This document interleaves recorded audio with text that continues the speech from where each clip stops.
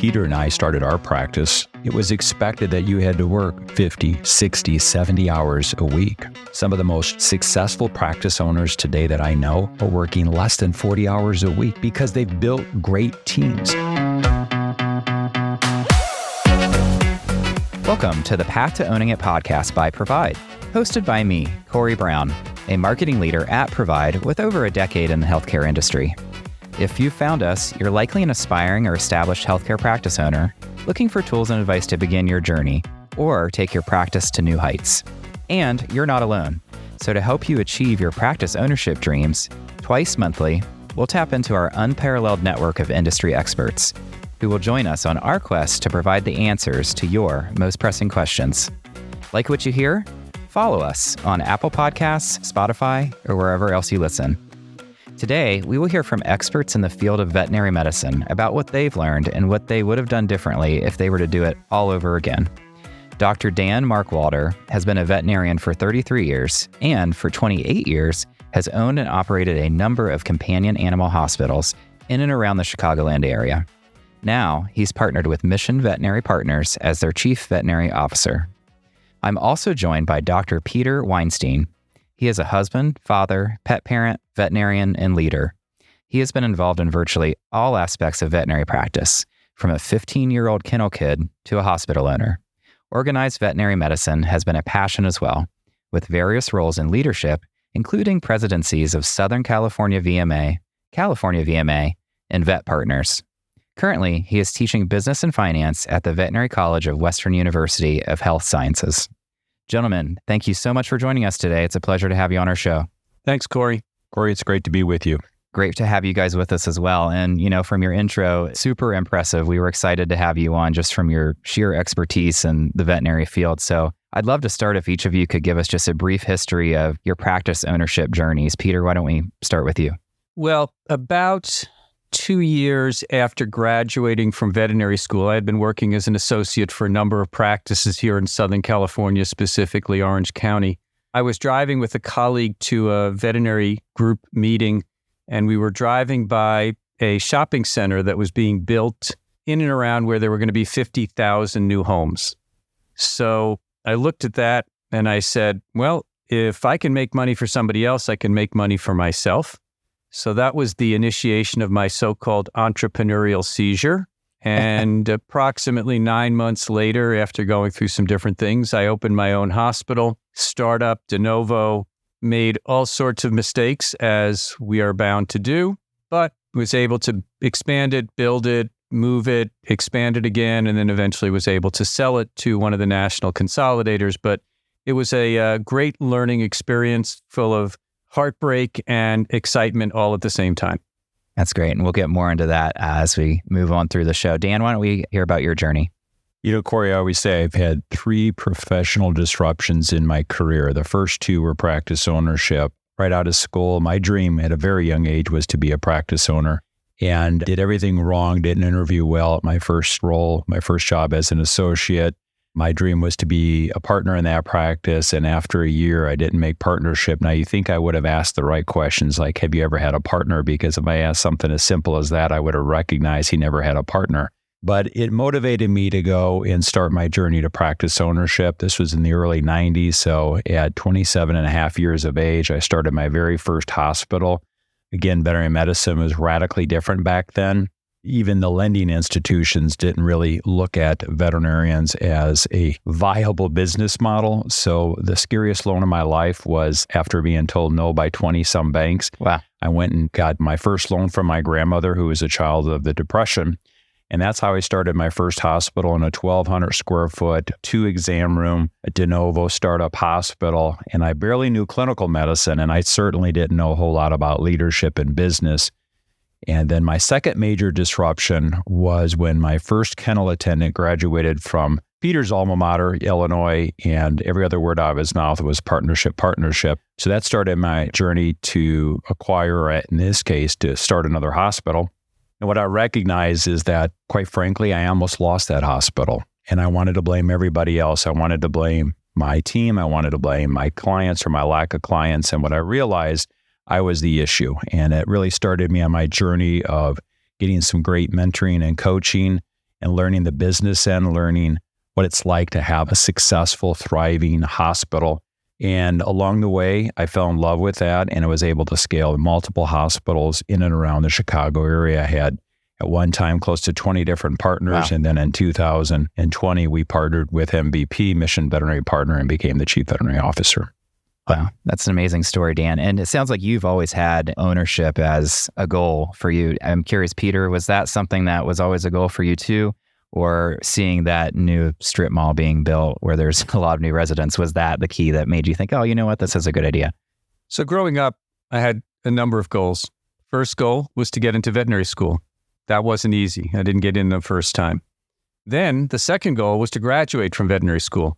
That wasn't easy, but I did that on the first time. Yeah. And then when it came down to ownership, I think it was recognizing that working for somebody else was great, but it really wasn't nearly as rewarding as working for yourself and being able to make a difference in the lives of the clients and your staff and the community from that standpoint. So I wasn't quite as self-motivated as Dan was to be an entrepreneur at the beginning, but then we are goal-seeking organisms. And so I said, okay, own a hospital. Then the next goal was sell the hospital. Yeah. And let's talk about ownership and how you have seen it change over the years. How has it really changed since you first began your careers? Dan, we'll start with you this time. Unlike when Peter and I started our first hospital 100 years ago, veterinary medicine, particularly as a general practice, was pretty homogeneous, pretty monolithic. You had to be everything to everybody. Clientele and their expectation was radically different back then. We didn't have the sophistication that we have today in medicine. And so today it has radically changed. To be a general practice owner, you can have a niche type of clientele and really target that particular clientele.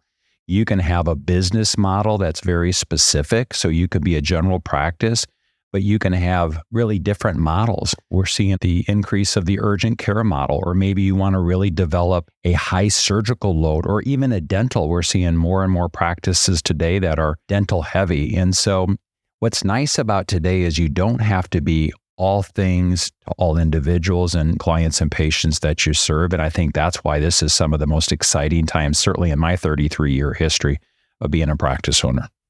Peter, do you echo those, or do you have any additional thoughts on how ownership's changed or kind of where you see it headed in the future? I think the actual owning of a small business has become much more complex and complicated because of regulatory aspects of things, because the most challenging component of owning a small business are the people side. And so ownership has changed because people have changed. And whether those people are your coworkers and part of your team, or whether they are clients, that is the most challenging part, which is building this team and delivering a great service and experience in healthcare in the veterinary field. The regulatory side of things, the taxes, the HR laws, the DEA, OSHA, all of those different things have changed. So I would suggest ownership has become much more complex. The business model and the things that Dan was talking about, well, that's really up to the owner. And so how complex you are really depends upon the veterinarian. But for as long as I've been in this realm, which is longer than Dan, veterinarians have been a jack of all trades and a master of none. And same thing happens when you're running a business. It really requires a jack of all trades because you have to be a doctor, you have to be a therapist, you have to be a plumber. And that's not a surgical plumber, by the way. That's when the toilet overflows. Right.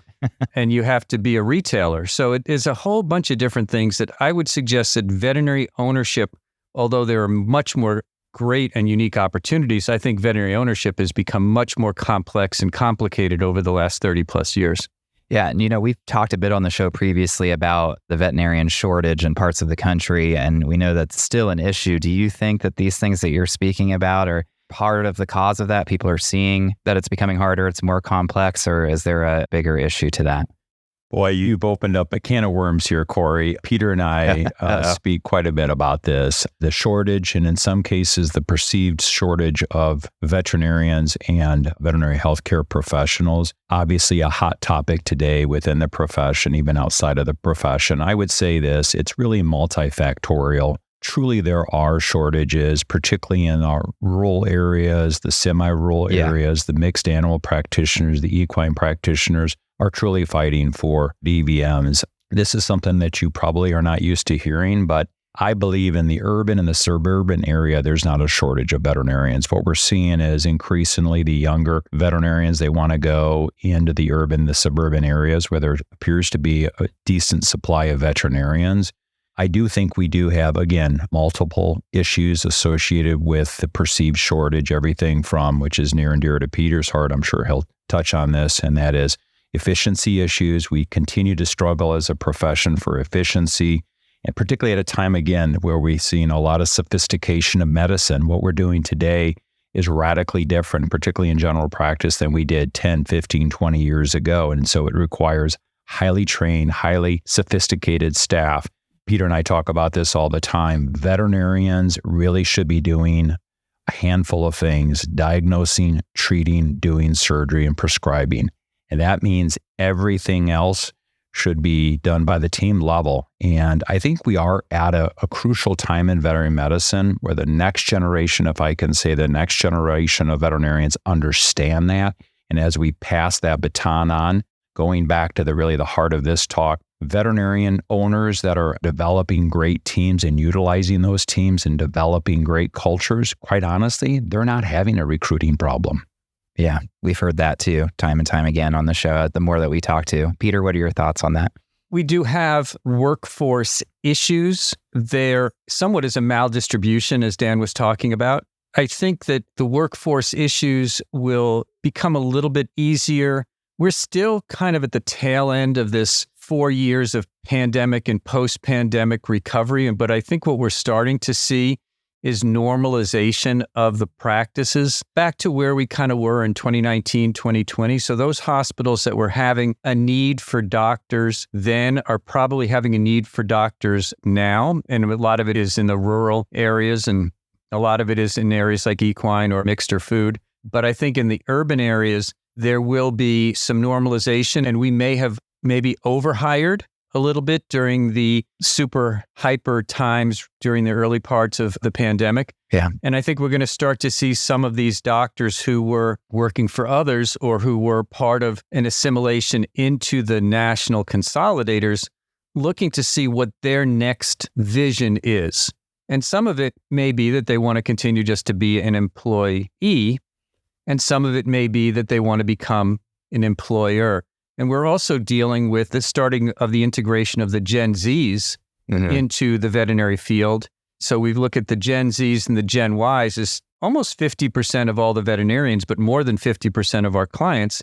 So I think we're going to start to see some of these new generations looking at the veterinary profession in a different way and looking at it in ways that say, how can I deliver to my cohort what I would want to receive as a pet owner? And I can't do that working for an old man like Dan. So I think that's part of what we're going to start to see is recognizing that we need to create a new generation of veterinary practices that deliver to the next generation. Corey, you look like you're either a young Gen X or a millennial from that standpoint. Old millennial. Yeah. So what does Corey want as a consumer of veterinary services? And can I, as a baby boomer, deliver it to you? Or does Corey need to find somebody who looks more like Corey? And Peter, we talk about this as well. The average veterinary practice today in the United States is about a 2.1 full-time equivalent doctor with revenues about 1.2 million.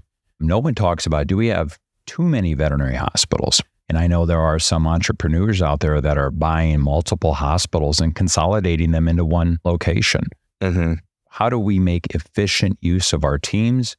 And I think we're going to start to see, again, some different models down there, like consolidating of practices in certain geographical areas as well, where we don't have to have practices that have to be everything. Do you have to have a surgical suite? Do you have to have a dental suite in every single GP practice today?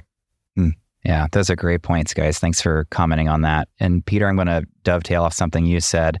for these young veterinarians that are kind of struggling with the idea of ownership and questioning, is this really the right thing for me? What advice would you give them? I mean, is there a path to a successful career as a doctor that doesn't involve ownership? And how do you really know if you're ready to be an owner with all the complexities that you've mentioned? Well, there's about 6 questions in there. Thanks. Yeah, you're welcome. So let's just start with the associateship role. There are some benefits to being an associate in the sense that you have a little bit of control of your life in terms of defining what you want that to be. But you're going to be very limited in many ways to your income generation. I like to jest that an associate salary pays the bills and an ownership salary pays your daughter's vet school tuition. For those of you who don't know, my daughter just graduated from veterinary school. It's a little close to home. Yeah, it does. But there are some very successful associates because they have learned how to leverage their team. They've learned how to delegate. They've learned how to generate income. So they don't get all of the streams of income that an owner would get, but they get a sufficient lifestyle and income because they've learned how to use a team to generate income. But those veterinarians who are thinking about becoming an owner, for whatever reason, maybe it's because they want to make more money, maybe it's because they want to have more control of their lives, the first step is to have a dream and a vision. And the second step is to surround yourself with people who support your dream and vision. And the third step is to surround yourself with a success team of bankers and accountants and lawyers and consultants and architects, all of whom are there to help you, unlike the good old days when Dan had hair. Hey, now, I'm starting to get there myself. And where resources were not as readily available, the internet, the telephone, and meetings give us such great access to people to help us become successful. We don't have to do it all by ourselves. And so I think the first message to anybody who is considering ownership is 2 things. Number 1, don't listen to the naysayers. And number 2, surround yourself with a success team that will help you accomplish your dream and your vision. Yeah, to echo off that, I would say it first starts with your why. What's your passion? What's your why for wanting to be a practice owner? The enemy of good is perfection. If you wait for the quote unquote perfect time, and I hear this all the time from practitioners, particularly those who are at mid-career or late career, and they said, boy, I just wanted to be a practice owner, but I always had some excuse in my life, be it professional or personal life, that precluded me. And it's a huge regret. So in some cases, people are thrust into ownership because of some event in their life, but just the opposite can happen. They want to wait for all of the right things in their life to come into play before they step into the role of practice ownership. One thing about Peter and I is we've made our fair of mistakes. What I love what Peter mentioned, and we talk about this all the time, you don't try to do it by yourself. Build that team. To be a practice owner, you have to have certain team members, an accountant, a lawyer, a lender, and start reaching out to those individuals. Even if you're not 100% sure that you want to be a practice owner, start those discussions. You can start the first steps today. Listening to podcasts like what we're doing here today, go to continuing education and start learning what it's like to be a practice owner, learning some of the financial acumen. And if those are things that fill your happiness bucket, then guess what? Practice ownership is right for you. The other part of that is identifying your strengths, but also your weaknesses. Why is that important? Because as you start a practice, backfill your weakness. I don't have a process bone in my body. I'm a visionary type of leader, but I guarantee you I need people in my lives who put pen to paper and write out all the different processes. So I think, again, don't let time be the factor that deters you. Don't wait for the perfect time in your life to become a practice owner. And we'll talk about hopefully some of the barriers that Peter and I hear all the time, like, I can't be a practice owner today because of student loan debt. Absolutely not the case. That's one of the things I've asked all the time. Can I be a practice owner and have debt of $200,000 or $300,000 or $400,000? Absolutely. And in fact, if you have debt, one of the fastest ways to pay off that debt is to become a practice owner. Yeah. Well, let's talk some more after the break about some more of those barriers that you mentioned.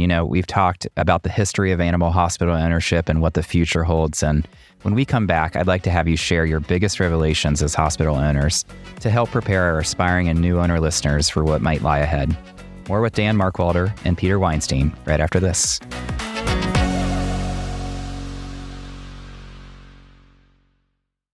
Ready to take your practice to the next level? Meet the Provide Card, the credit card built specifically for healthcare practice owners. Available in addition to your Provide practice loan, with the Provide Card, you'll be transported to a world of new opportunities for your practice, where you can access the spending power you need to build your legacy. You can earn rewards on all purchases, all the time, with no rotating categories and no point expiration. At Provide, we're creating the future of personalized banking for healthcare practice owners. To learn how to apply for the card that makes your purchases go the extra mile, contact your Provide representative or visit getprovide.com/providecard for more information, including rewards terms and conditions. I'm Corey Brown, and this is Provide's The Path to Owning It podcast. We're back with Dan Markwalder and Peter Weinstein to talk more about animal hospital ownership and what they would have done differently if they were first-time owners again. Dan, Peter, you've talked a lot in the first half about your own personal history and some advice for new owners. So let's just go from where we left off. We were talking about barriers to ownership. We had mentioned student loan debt. What other barriers do you often hear that you can debunk for us on the show? Well, I would suggest one of the common concerns is I don't know how to manage a business. I don't know how to run a business. And like anything, if you don't know how to do a specific surgery because you've never done one before, you get out the book and you read the book and you go online and you find a video or you call a surgeon. Well, the same thing is here. I was not an accountant at veterinary school. My dad was an accountant. My grandfather was an accountant. My, at that point in time, wife, now ex-wife, was an accountant. But that doesn't mean I knew how to do books or law. Now, I pretend to be a lawyer on TV, but that doesn't mean I'm a lawyer.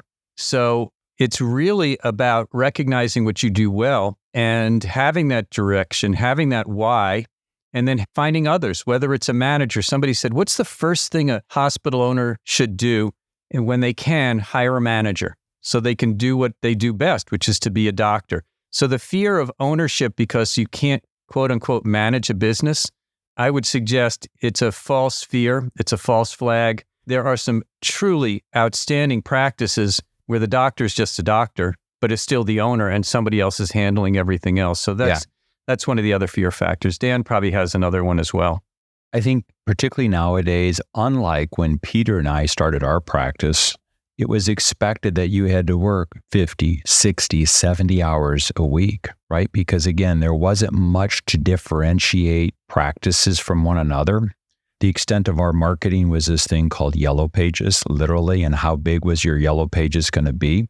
Today, with, again, the sophistication of veterinary medicine and the ability to hone in on a particular type of client or even a particular type of patient that you want, I think one of the things that Peter and I love to debunk is that, hey, I can't be a practice owner because my practice, I'm going to have to work 60 or 70, 80 hours a week. Some of the most successful practice owners today that I know are working less than 40 hours a week because they've built great teams. They have great marketing platforms that allow them to go after the type of client that they want to attract into their practice. They've built great teams that they're empowering and leveraging. Yes, they wear that ownership hat, and yes, some of them still want to practice and do medicine. That's great. So I think the great thing today is to be a practice owner. If you build the right team of individuals and you get yourself in an area where you can have a great marketing plan, you don't have to work 40, 50, 60 hours a week and be successful. Yeah. And we're talking about two different models at different times. We're talking about buying an existing hospital, and we're talking about doing a startup. Right. I think it's a little bit harder, at least at the beginning when you're doing a de novo, to have complete control of your time because you're going to be there for everything because it's your new kid. It's like having a baby. But the baby eventually grows up and you send it to preschool. Well, that's when you get to have a little bit more control of your life. But if you're buying an existing hospital and you buy the right hospital, that hospital will be up and running and profitable and paying you more as an owner than you would ever make working there as an associate. And what you're going to then do is start to fine tune it to your image and to your why or to your passion. So all of these things that we've been talking about, these fallacies, are easily debunked by just surrounding yourself with a direction. Having a GPS program, having some place to head towards. It's when you get lost in the desert because you have no idea where you're going that you get yourself into trouble. But as soon as you know what it is you're ultimately working towards, then you just have people help you get there. Yeah. I'm curious. We've talked a lot about having the right team, finding the right team. I'm just curious on your thoughts on how someone finds the right one for them. Sure, they can go online, Google, they can ask their peers, but how do you really know that you found the team that's going to be there to support your vision and, as you said, get you out of the desert? Well, Peter, I think we should both tackle this because this is probably an hour in itself. But, it really starts with, first and foremost, leadership. You have to know your vision, your mission, and the core values, which we call our core values the rules to play, right? There's no such thing as a bad team member. It's just somebody who doesn't subscribe to your core values. But that presupposes you know what your core values are, what's your mission, and what's your vision. And leaders are really good at over-communicating, having things like team meetings, having huddles, right? Because what's the one thing you hear again and again, no matter if it's a team of 2 or a team of 200? Communication or the lack of communication. Great leaders are constantly communicating to the team what's it like to be a team member, a great team member. They're investing in their team. That's what creates that stickiness, because the reality is sometimes we do hire wrong. So you have to have a strong interviewing process that's really a team approach. Who's best capable of hiring a fellow CSR or receptionist? Probably not me. Probably somebody who knows that role inside and out. And so I think it's communication, having a vision, a mission, a core values for your organization, empowering your people, because 8, 9s, and 10s attract 8, 9s, and 10s. It all comes down to great leadership, great culture. So that's the internal team. But the external team, Corey, is word of mouth. It's really going to people who you know, like, and trust, and talking to them and saying, who did you use for accounting, law, banking? It's going to the national and regional conferences, state conferences, and walking around the exhibit hall and seeing who you feel comfortable with. And it's going to be a lot of tire kicking before you pick the right person. Yeah. And a lot of questions. And I think the most important thing leaders actually do is they ask good questions and they listen to the answers. And so if you're building an external team, there are some great consultants through Vet Partners, which is the national consultants group. There are some great veterinary accountants who are veterinary specific and have done this for a long time. There are some veterinary specific banks that have loaning departments strictly who help on the veterinary side of things. And I would strongly advocate for, as you build your success team, find those members of your team who have worked in the profession, who've got the t-shirts and tattoos that have shown that they have worked in the field and they understand the nuances of being a veterinarian. Veterinary medicine is more complex, more difficult, and the business thereof is not that of human healthcare, dentistry, chiropractic, etc., or owning a restaurant or owning a dry cleaner. It's got its own unique differences, especially when you're building or remodeling. So find veterinary-specific resources to help you. And the best way to do that is to talk to friends and colleagues in the profession who have suffered the pains of making bad choices, so you don't know who to use that was a bad choice, but to whom they went to when they made good choices. And there are plenty of great resources out there. Corey, one of the things I always say, one of the biggest issues today in veterinary medicine is the silo-ness of the profession. 30 years ago, when I started my very first practice, believe it or not, it was considered usual and customary to knock on the door of every practice in my trade area and introduce yourself. But what's even more unbelievable is they let you come in and they said, hey, kid, if you need anything, let me know. Go out and seek mentors and coaches, people who have, quite honestly, have already taken this journey. Ask if they would mentor you. That's one of the great secret sauces of our profession is mentorship. And that doesn't stop after your first year. So go out and seek some great mentors, some practice owners who have, again, traversed these miles and can pour into you and be a great source of referrals. Yeah, no, those are great points. And thank you for diving into the internal and external, how to find the right teams. I think that's super important. We hear it over and over every episode we have, and basically we talk about that. So I appreciate your point of views. Guys, you've shared a lot of tidbits today. I'm curious from each of you, what's one thing that you've learned that you wish you knew as a first-time owner? How to build a team, how to be a leader, how to coach, how to train, how to hire correctly. I really do think that veterinary medicine is a team sport.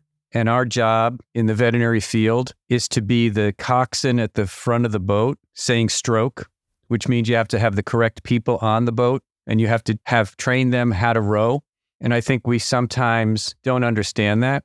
So I think that the most significant thing that I wish I knew then that I know now is how to treat people, motivate them, and give them the tools to ultimately be successful. Because if you make other people successful, they will make you successful.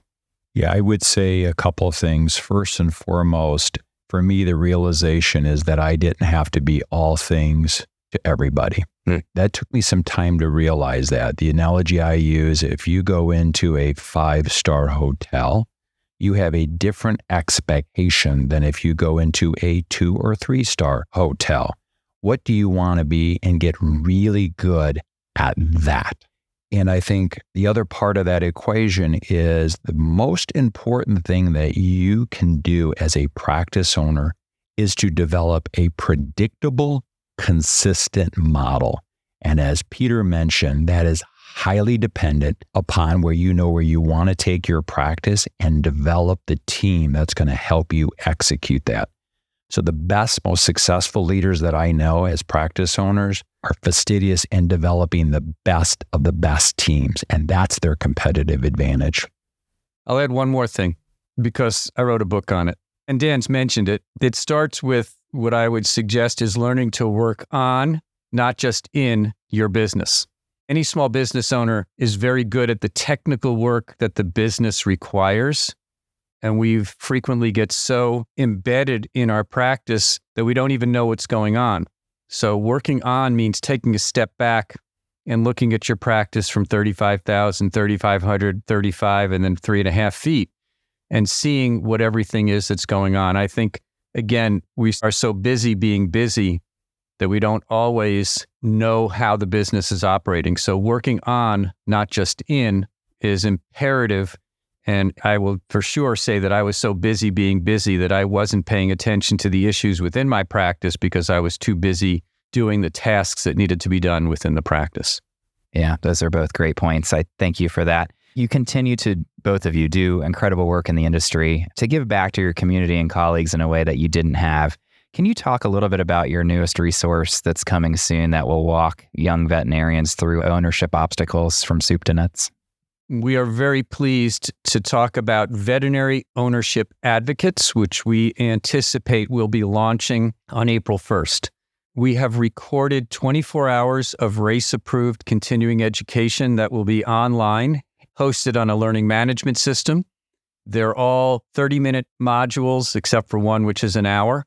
And they really will take you through much of what Dan and I have talked about today in terms of vision, mission, values, leadership, accounting, law, marketing, building a team, retaining a team. I mean, there's 47 different modules, and it's really built to help guide new hospital owners or prospective startups or whatever we want to call individuals on the road to success. And we want to help the next generation become entrepreneurs, and we want them to be successful in doing so. And to that end, we created this online content that we're looking forward to launching. And it includes a very special opportunity for speaking to either Dan or myself. So Dan, do you want to address the kind of mastermind component to it, which is really a very valuable point as well? I think this speaks to the very heart of what I mentioned earlier, and that is we're better together. Mm-hmm. And I always say, I haven't had an original idea in 15 years, but I'm really good at plagiarizing. So how do we build a community of like-minded individuals that can come and to share and interact and ask questions? And so part of this is Peter and I will have interactive live discussions and really develop that community on a monthly ongoing basis for those that really want to take the next step in their professional careers and consider practice ownership. And what's nice about this community is you're going to be with individuals that are at different stages in that journey, some that are just starting to think about practice owners, some that have already acquired a hospital or looking to start a practice from scratch. And so we'll get better together. And so if I can give a shameless plug, keep an eye on www.veterinaryownrshipadvocates.com, and you will find out information about it and the subscriptions that you can join. And we look forward to having you be a part of the Veterinary Ownership Advocates family as we help grow the next generation of entrepreneurs. That's so awesome, you guys. Thank you so much for sharing that. Just having an open and honest conversation about the realities of hospital ownership and sharing your stories. I mean, based on your projections, it sounds like aspiring owners really have a lot to look forward to, and we're excited to see what's in store for them next too. So thank you so much for being here. Great talking with you as always. Thanks, Corey. Thanks, Corey. Thank you for joining us. Because you've listened to this whole episode, we assume you were entertained, or at the very least, learned something new. If so, leave us a review on Apple Podcasts or Spotify. Have a topic you'd like discussed in a future episode? Drop us a line in the comments section, or send us a message on social media. If you're ready to take your practice ownership dreams into your own hands, be sure to visit getprovide.com to pre-qualify and browse our practice marketplace, or check out our news page for more helpful resources. The Path to Owning It is brought to you by the team at Provide, and it's produced by PodCamp Media, branded podcast production for businesses, podcampmedia.com. Producer Dusty Weiss, editor Emily K. Singer. For Provide, I'm Corey Brown. Thanks for being on the journey with us.